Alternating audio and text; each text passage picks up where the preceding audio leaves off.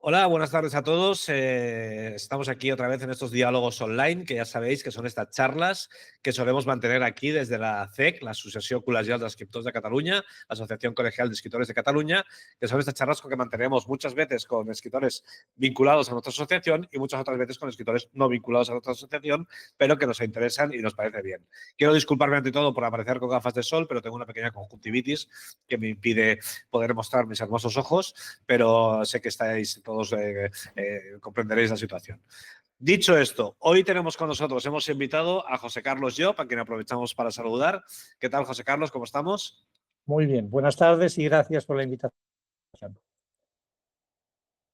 Estupendo. José Carlos Llop acaba de publicar El Cuarteto de la Memoria en Alfaguara, que son 4 novelas con el tema de fondo de la memoria, la identidad, la herencia, el paso del tiempo y otros temas, que son 4 novelas que son El Informe Stein, La Cámara de Ámbar, Háblame del tercer hombre y El Mensajero de Argel. Y además también Job ahora mismo ha sido seleccionado para el premio bienal de novela de Vargas Llosa con la novela publicada el año pasado, el 24, Si una mañana de verano, un viajero.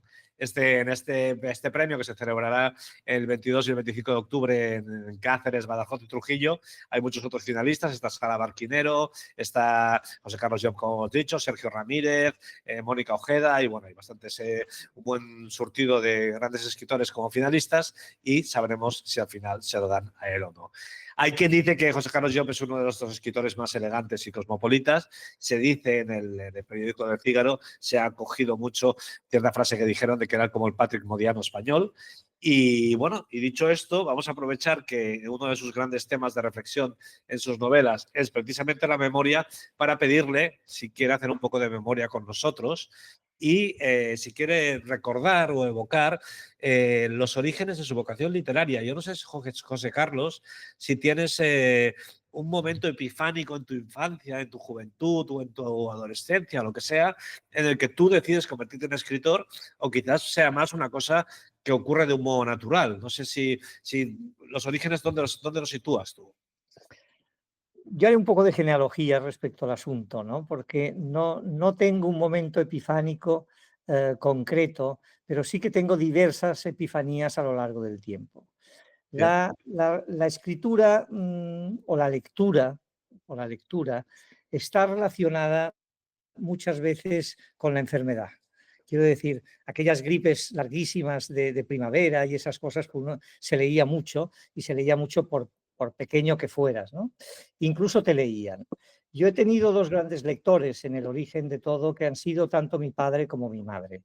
Y los asuntos de mi padre eran asuntos del Antiguo Testamento, todos, que son muy enriquecedores y además que tienen una narrativa que acaba derivando casi en la poesía de Borges, ¿no? Es decir, que el mapa era amplísimo para poder nadar en él con gran tranquilidad y gusto o placer. Y mi madre era más aficionada a los cuentos de hadas europeos, los cuentos de hadas nórdicos, cuentos de hadas centroeuropeos, los de los hermanos Grimm, el norte de Italia y tal. Eso formó, digamos, un caldo de cultivo, entre otras cosas porque ambos leían muy bien. Mi madre leía extraordinariamente bien y mi padre leía muy bien. Y era una manera, en el caso de mi padre, pues de tener una relación exclusiva y solitaria con él, cosa que supongo que a un niño, éramos 4 hermanos, pues le debe marcar especialmente, ¿no? Y recuerdo otra enfermedad más tardía en casa de mis abuelos, donde mi Esa primera abuelo... enfermedad, pero la primera enfermedad, ¿cuál era? Perdona. ¿La primera enfermedad No, cuál? las primeras que he dicho, las gripes aquellas de Ah, vale, primavera. vale. Vale, vale, Pues en perdona. esas gripes me leían mucho, tanto uno Vale, como otro. Y luego en la vale, vida normal mi padre también seguía leyendo. Me estoy hablando de cuando yo era muy pequeño. vale. Pero sí recuerdo una frase de mi abuelo materno, que era un gran lector y era un inventor de palabras. Era un hombre que jugaba muchísimo con el lenguaje. Él era militar y había escrito un par de libros y uno de ellos era El Manual del Cabo, lo cual puede mover a cierta gracia o cierta sonrisa, y el Manual de Cabo tenía 1200 páginas, quiero decir, era un tomo que era una piedra inmensa, que yo pensaba, si un cabo ha de saber todo esto, lo que debe saber un general, ¿no? Claro, claro, Bueno, claro. la cuestión es que mi abuelo Eduardo, recuerdo que me leyó El licenciado Vidriera, de Sí, Cervantes. Sí, Y esa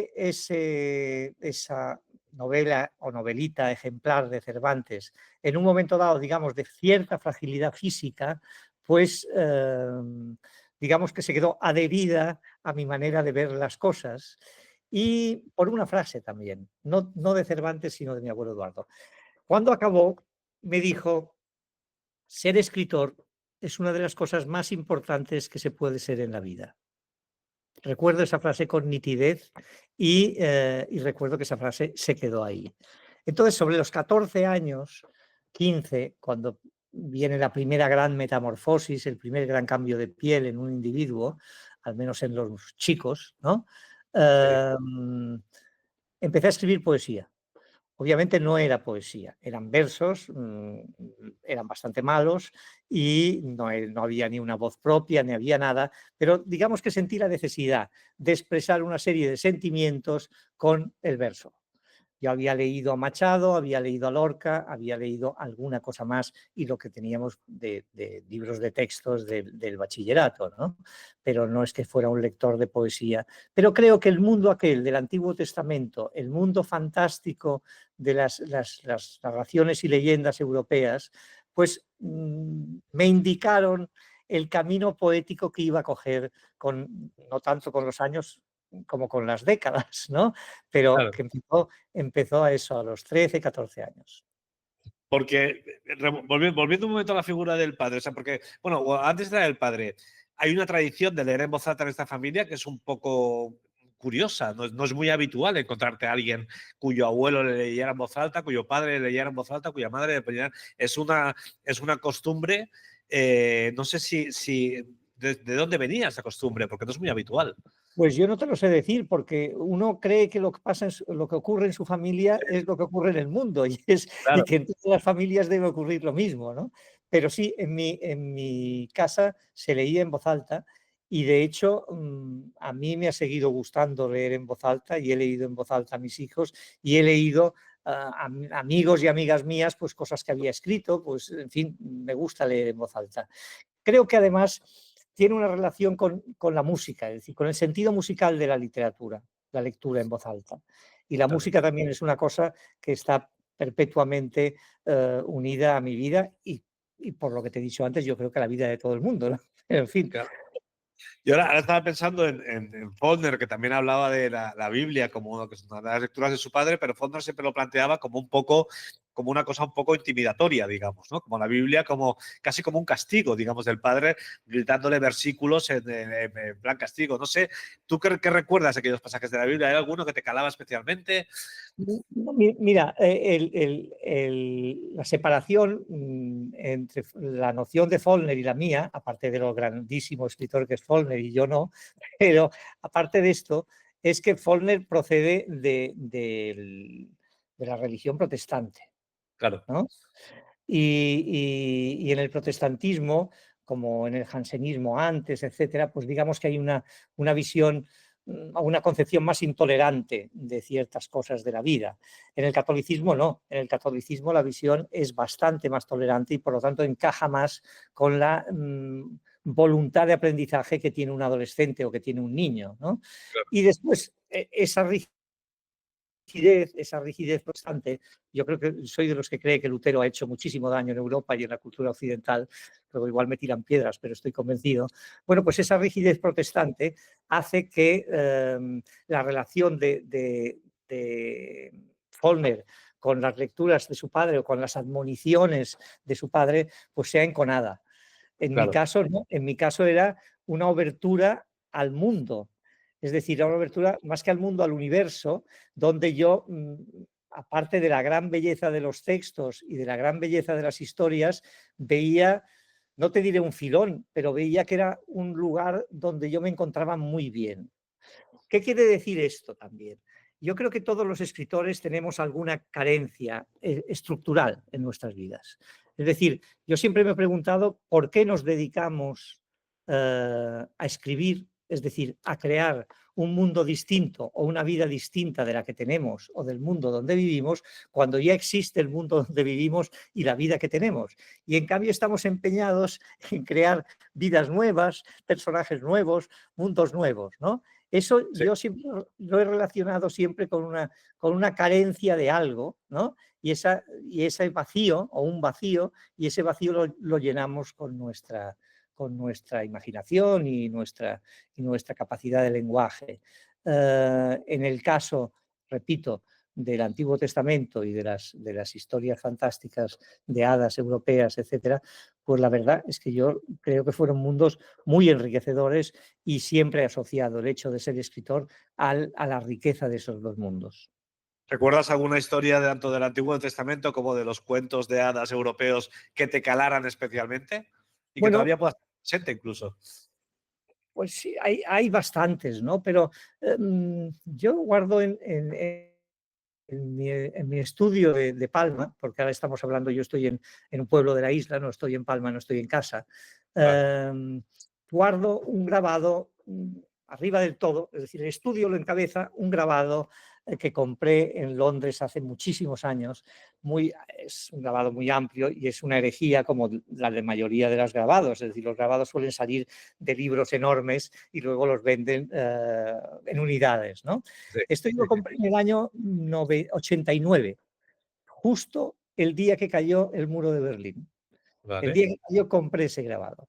Y ese grabado tiene que ver con la caída del muro y tiene que ver con lo que hablamos, porque ese grabado son las tropas en formación de los hermanos macabeos en su batalla final contra los filisteos, donde el jefe de los hermanos macabeos, que fue algo que me impresionó mucho, para ganar la batalla, decide sacrificarse hundiendo su espada en el vientre del elefante enemigo y el elefante cae sobre sí, pero el jefe pues también muere, ¿no? Los filisteos pues mueren.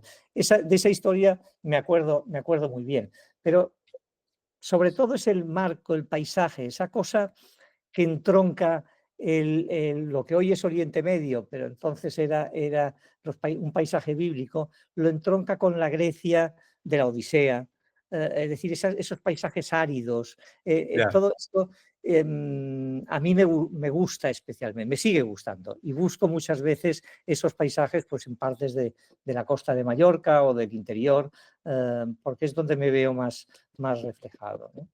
Y respecto a las hadas, pues las hadas ya es otra conexión, porque es la conexión o la puerta de entrada a un escritor que a mí, digamos que me formó, iba a decir me marcó, pero es una tontería de verbo, pero sí me formó sin darme cuenta, que era Edgar Allan Poe.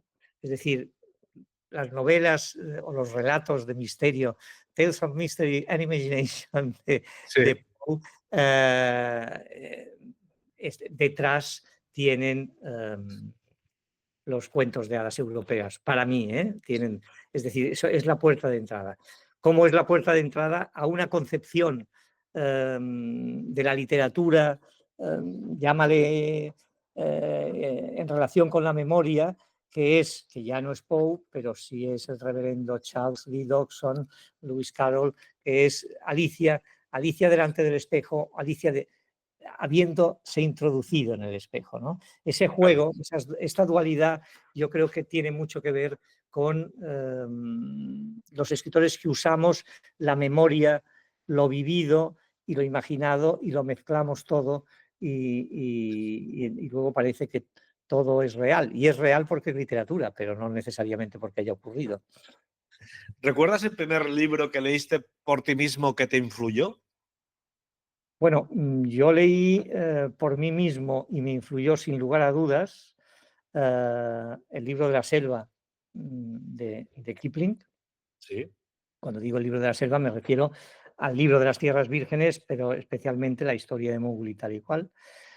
Los álbumes de Tintín, porque mi padre, además de leerme el Antiguo Testamento, me regalaba un álbum de Tintín cada X meses, ¿no? Y los álbumes de Tintín también me influyeron muchísimo y me influyeron mucho en mi concepción de Europa, de la Europa que en aquel momento no estábamos viviendo porque no estábamos dentro de Europa. Y cuando digo de Europa, de la Europa moderna, ¿no? De la Europa Claro. de los años 30, de la Europa de entreguerras, ¿no? Los álbumes de Tintín también. Y después ya nos iríamos hacia lecturas de adolescencia, como Germán Gess, todo lo que leímos en aquel entonces. Pero en este libro del que estamos hoy hablando, o que nos sirve de pretexto para hablar, hay una palabra que es cuarteto, que es el cuarteto de la memoria, y esa palabra viene vamos, es de perogrullo, viene del cuarteto de Alejandría. No viene de los 4 cuartetos de Eliot, que también podría ser, pero no es poesía, pero viene del cuarteto de Alejandría de Darrell, que es un libro para mí esencial. No es un libro que considere una obra magna en su totalidad, creo que la gran novela es Justine, que es la primera, pero ese enfoque de los 4 lados de la historia para contar la misma, más o menos, para ir enriqueciéndola e ir haciéndola más vasta y más grande, pues ese sí que fue un libro esencial, como lo fue también en poesía el que acabo de citar, los 4 cuartetos de Eliot, ¿no? Es decir, que la palabra cuarteto me ha ido persiguiendo a lo largo de la vida con una insistencia, digamos que amable. ¿Y recuerdas lo primero que escribiste? No lo recuerdo en la memoria, ¿no? Es decir, no lo recuerdo, no te puedo decir tal verso, este endecasílabo fue el primero que escribí, no, porque soy muy malo respecto a la memoria de las cosas que escribo. Es decir, yo nunca me he sabido uno de mis poemas largos o medianos, es decir, solo me sé un poema que es de 2 versos, que lo escribí para la boda de una sobrina mía. Y sí, sí, sí, sí, sí, bueno, se lo regalé en la boda de esta sobrina mía. Y es un poema que, pese a ser de 2 versos, yo creo que dice muchísimas cosas, ¿no? Y, y es, y parece una simpleza cuando lo oyes por primera vez, ¿no? Dice, decir mi vida y que sea verdad, ¿no? Ya, ya. Yo creo que Claro. ese decir mi vida es muy polisémico y que sea verdad refuerza toda la polisemia del primer verso, ¿no? De Oye, no este, estamos pero perdona, me acuerdo porque es tirado de acordarse, porque sí, si no, no me acuerdo. ¿No?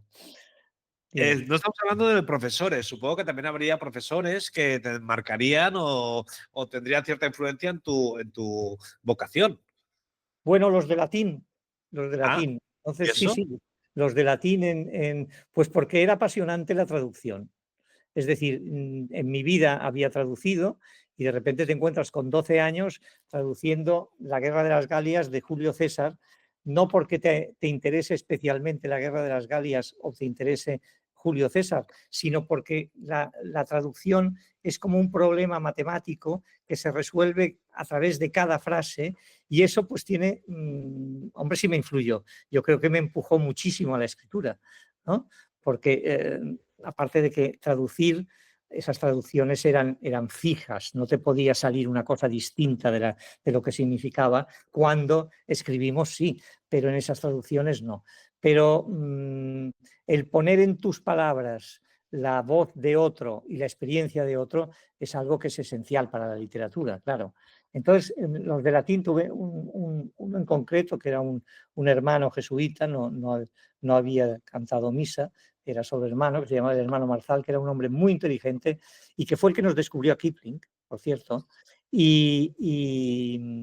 Con este aprendí, aparte de que aprendí latín en el buen sentido de la expresión, eh, pues, pues disfruté mucho. Luego, Y, luego tuvimos otro que era Alberto Saoner. Alberto Saoner lo tuvimos de inglés ya más mayores.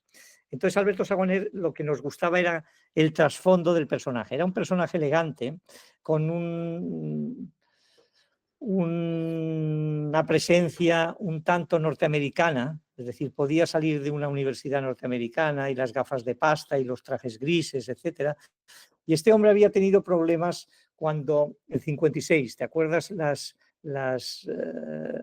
todas las manifestaciones y los follones de la universidad en Madrid del 56 que cogen a Tierno, que expulsan a Tierno y a García Calvo de la universidad y que cogen a Fernando Sánchez Dragó, a los Solana, bueno, pues si lees las memorias de estos, que en aquel momento no las habíamos leído, pero detrás de él había un misterio, y el misterio es que este hombre también cayó en aquellas redadas porque estaba allí en Madrid y entonces digamos que estuvo en la cárcel con ellos, etcétera. Bueno, pues Alberto Sabanero era un tipo que también nos influyó bastante y también es otra relación con otra lengua, es decir, que era el inglés, ¿no? Y él nos hizo leer a Stevenson en inglés, etcétera. Y, y digamos que los jesuitas del colegio, él había ido al colegio donde yo estudiaba, digamos que los jesuitas cuando salió de todo esto lo acogieron y le dieron un sitio para enseñar, ¿no?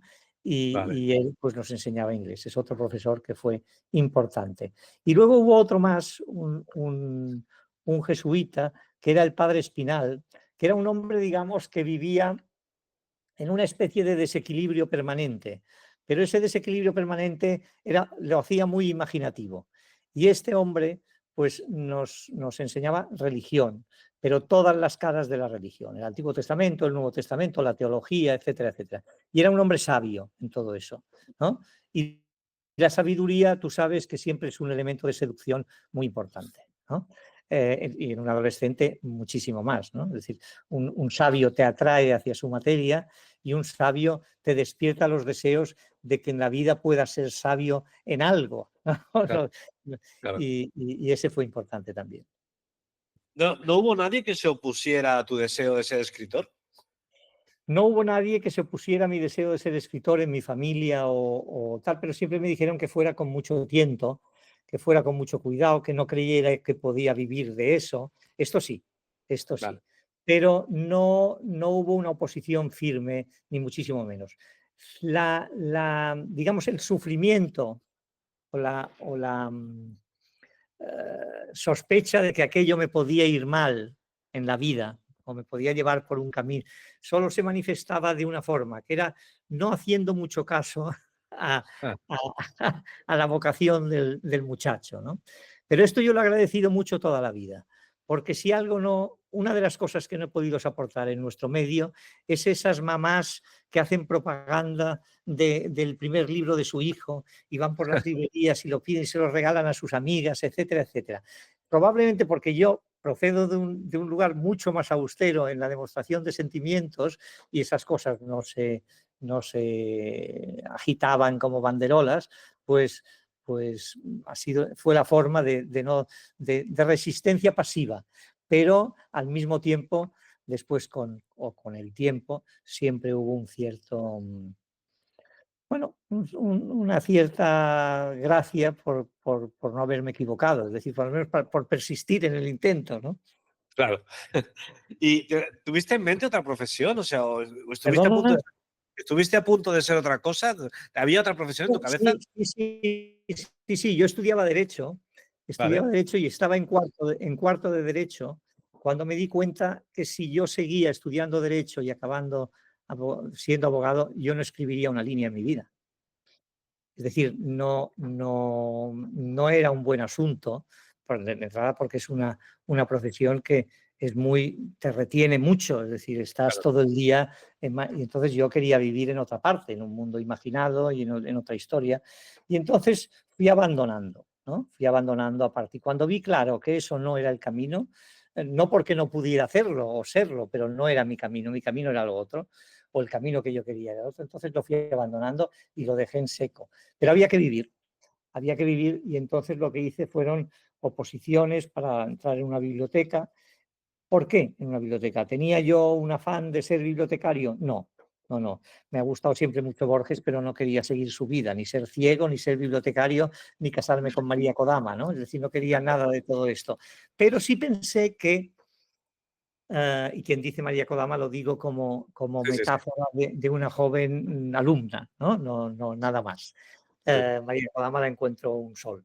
Eh, pero sí que pensé que era un trabajo que si yo lo abandonaba a las 2 o a las 3 de la tarde, yo salía tan limpio como había entrado.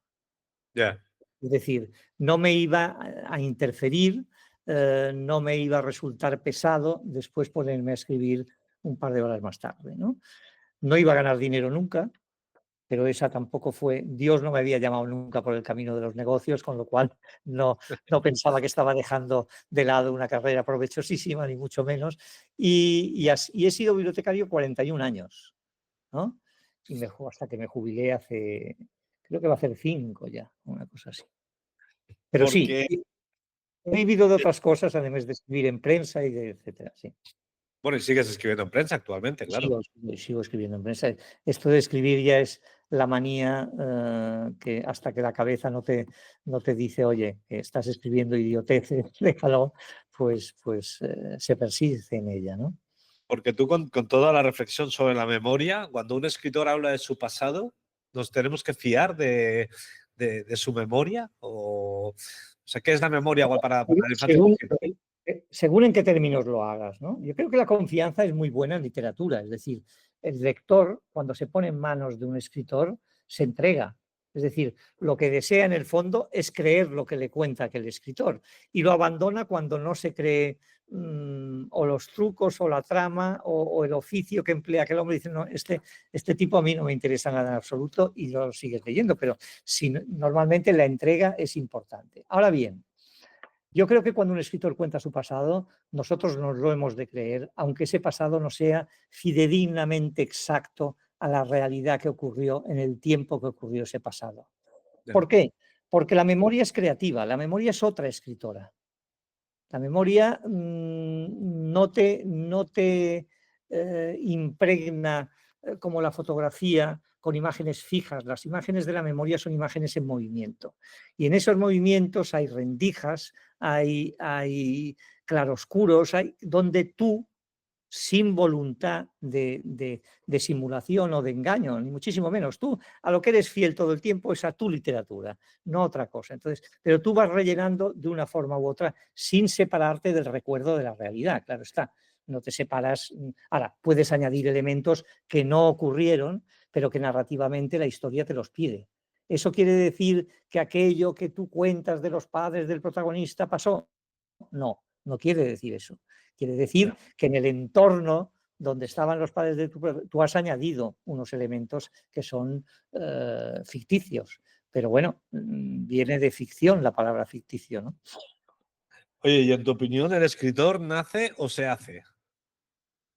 Yo creo que ambas cosas, pero te diré por qué. No porque sea una disyuntiva. Yo no creo que sea una disyuntiva, nace o se hace. Yo creo que el escritor nace porque hay una sensibilidad especial que te conduce, sin que tú seas consciente, hacia la literatura, en principio.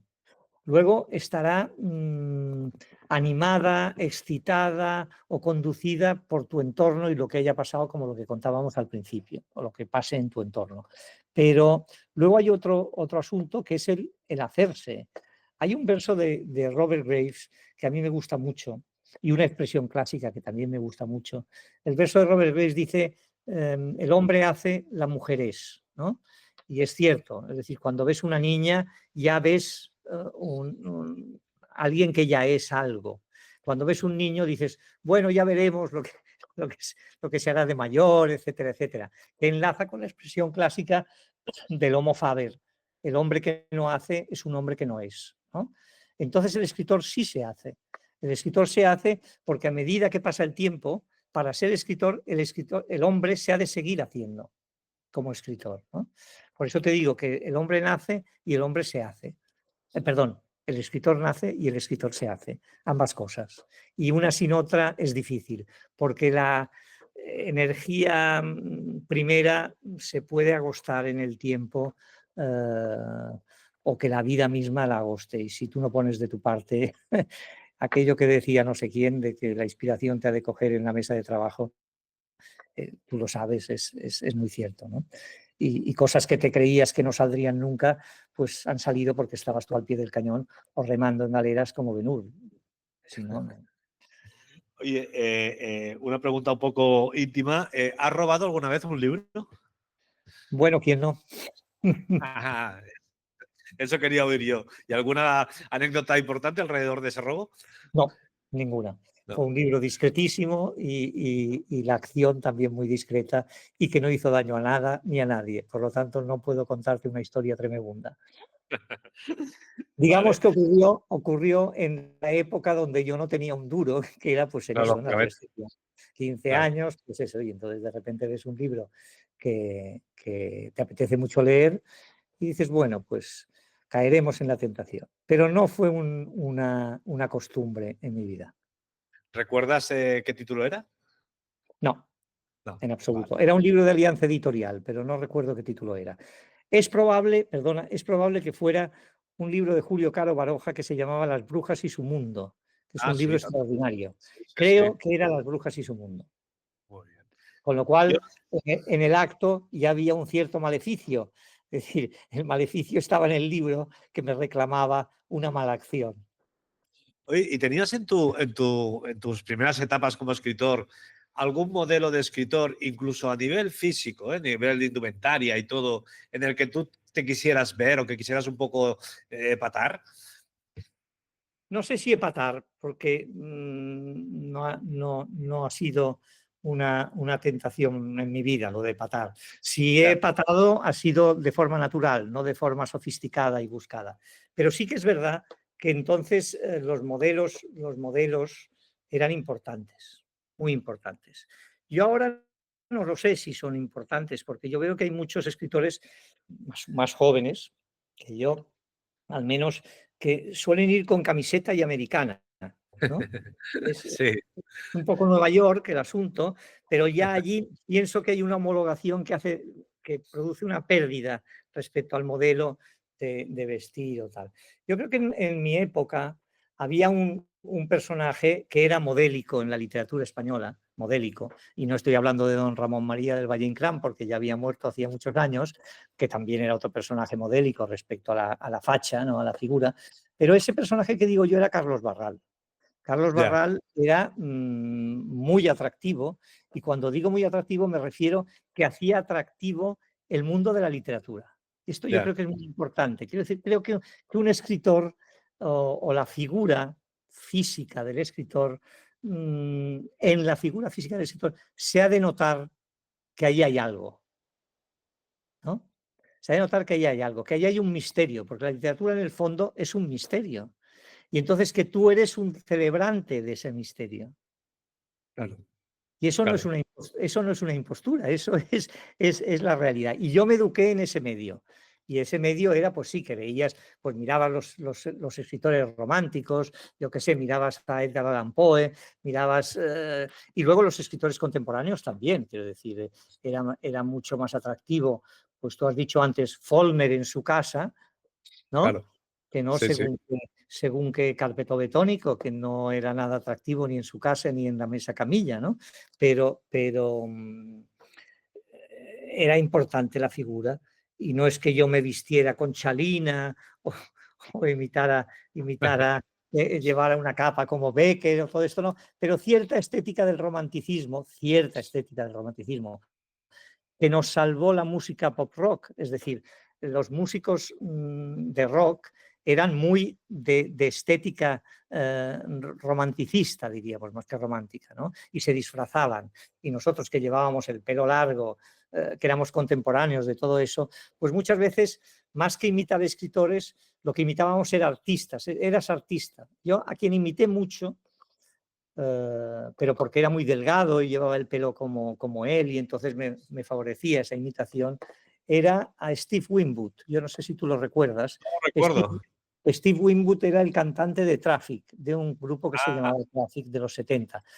No vale, busques fotos de Steve Winwood después porque se le ensanchó la cara, engordó, etcétera, etcétera. Pero entonces, que era un tipo muy fino, con una nariz afilada, etcétera, sí. eh, a ese lo imité digamos que con cierta fruición, ¿no? Estoy viendo aquí la portada de un disco de Traffic, una portada antigua. Claro, son cuatro Sí. tipos. Me imagino que es el de delante, el principal, digamos, sería, ¿no? Bueno, el principal eran él y Jim Capaldi. Jim Capaldi tiene cara un poco de Australopithecus, ¿no? En cambio, Sí, sí, vale, Steve Winwood tiene una cara muy fina y es inglesa, sí, sí, ya muy lo veo, ya elegante. Sí, es sí. verdad, es verdad. Pues este fue un poco mi modelo, ¿no? Vale, En algunos años. Luego, por ejemplo, otros modelos iban vestidos como de trampero canadiense, eran Crosby, Stills, Nash Young. los conoces, Crosby, Stills, Nash Sí, Young. sí, pero no los tengo en mente ahora Pues mismo. estoy hablando de música del siglo pasado, claro está, Claro. y tú eres más joven. Pero, Bueno, pero como- cuando tú nacías más o menos, la música que escuchábamos era esta, ¿no? vale, Con vale. Leonard Cohen, con Sandy Denny, con Faithport Convention, con muchísimos grupos que son los buenos, que son la música clásica de la música moderna, claro está. Yo no sé si para entender los orígenes de tu vocación hay algún aspecto que no estemos abordando y que creas que deberíamos abordar, digamos. Porque claro, hemos Pues hablado no un lo poco de sé. la Sí, familia, el sí. colegio, tal. No sé. No sé, pero es decir, los orígenes de una vocación son muy complejos, están muy imbricados entre sí y son muy Claro, distintos. Y hay veces que hay cosas que son muy menores, pero que fueron muy importantes para eso. Yo vuelvo a insistir en la parte misteriosa de la creación, porque el oficio te enseña mucho y el llevar muchos años también te enseña mucho. Pero hay una parte que tú te has referido muy bien al principio de la entrevista como epifánica. Hay una parte epifánica en la escritura que es una parte que no depende de ti de manera racional. Es decir, es algo que surge de ti, por lo tanto te pertenece, es tuyo, pero tú no hay un componente volitivo en ti de sacar aquello del pozo. ¿No? claro. Aquel agua que sale del pozo te pertenece, pero tú no sabías que te pertenecía. Recuerdo una frase me viene ahora la frase de un amigo mío que era Mariano Antolín Rato, no sé si lo conociste, otro escritor que murió, asturiano, que murió hará un año pronto que murió. Bueno, pues Mariano, en un texto suyo que publicó en una revista de aquí, no sé, no recuerdo si en Papeles de Son Almadans o en Bizok, pero decía algo así como um, un escritor solo conoce lo que sabe cuando lo ha escrito, Claro. ¿no? Y esto es una gran verdad. Y en el interín, en el interludio entre el hecho de escribir y lo que ya está escrito, llamémosle, un fino hilo, que es lo que desconoces antes de escribirlo. Y en cambio lo estás escribiendo. Claro. Y repito, no quiere decir que no te pertenezca, no quiere decir que no forme parte de tu educación sentimental, de tu educación literaria, incluso de tu educación estilística. A veces sale a través del estilo lo que no conoces y sale después el concepto, ¿no? Y eso es maravilloso. Eso es impagable. Esto es de las cosas de la literatura que son impagables y que cada vez que te ocurren das gracias, porque tú eres escritor, yo lo soy y sabemos que estamos obligados a dar gracias por serlo. Cada mañana cuando nos levantamos, porque de no serlo, ¿qué harías? Ahí está la cosa. ¿Eh? Esa es la pregunta, claro. Dice Raúl Zurita que quien tiene una respuesta a esta pregunta es porque no es escritor realmente. Efectivamente, Claro, pues claro. tiene mucha razón, Raúl Zurita no tenía. Pues oye, muchísimas gracias por el tiempo dedicado. Ya te liberamos, que te hemos tenido un buen rato aquí secuestrado. Recordar a la gente que José Carlos acaba de publicar Cuarteto de la Memoria y que en breve sabremos si ha ganado este Bienal de Vargas Llosa. Bueno, Vamos a ver. los premios, el estar nominado a un premio es una alegría menor, pero es una alegría. Es Y una hay que, alegría, claro. y Claro. sobre todo si uno piensa que sobre las novelas o los libros de narrativa publicados durante 2 años en España e Hispanoamérica, pues hombre, dices, pues qué gracia. Siempre hay un punto azaroso en todas estas cosas Sí, y por lo tanto injusto. Pero mientras llega, si te llega a ti, pues es una alegría, repito, pero no hay que tener más esperanzas que el recuerdo en el momento que ocurra. Y en el momento que ocurra, pues probablemente lo ganará otra u otro y ya está, y habrá estado bien mientras duró, ¿no? Pues oye, José Carlos, muchísimas gracias por haber estado con nosotros este ratito Gracias a ti, y Álvaro. nada, y que esperamos volver a charlar contigo lo antes posible. Bueno, ahora me habéis de enseñar cómo he de salir de este embrollo. No te preocupes, ¿No? de momento nos despedimos, no te preocupes. Muy bien, pues muchas Muy bien, gracias. hasta Hasta luego. luego. Hasta luego.